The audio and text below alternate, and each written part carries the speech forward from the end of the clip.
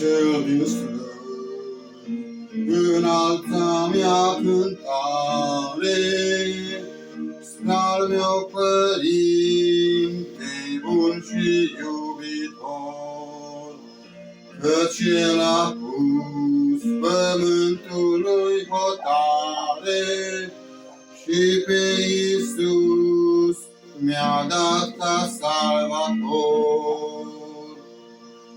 De aceea-ți cânt, divin mântuitor, ce mare ești, ce mare ești.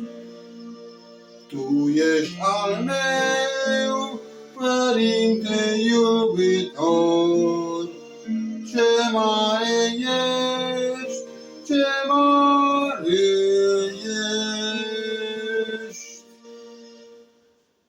Când mă zbăteam și nu găseam salvare, când totul se pierdea în tunecii, și când cel rău cerca să mă doboare, m-a întărit Iisus din înălțimi.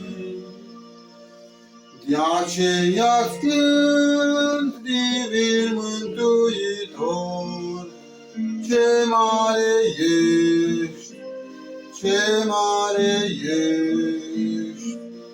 Tu ești al meu, Părinte iubitor, ce mare ești, ce mare ești. Nasa din slăvile senine mi-a răsărit pe drumul spre Calvar.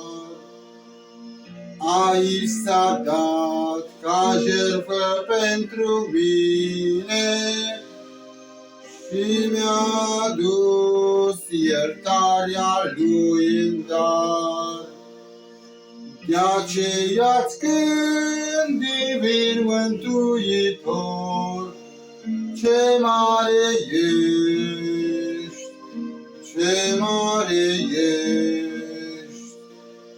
Tu ești al meu, Părinte iubitor, ce mare ești, ce mare ești.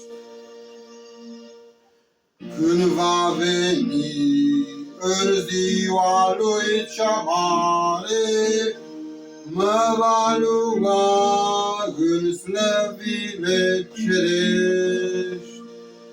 De-abia aștept să strig cu voce tare, Iisus e al meu, ce bun și mare ești. De aceea-ți cânt, divin mântuitor, ce mare ești, ce mare ești. Tu ești al meu, Părinte iubitor, ce mare ești, ce mare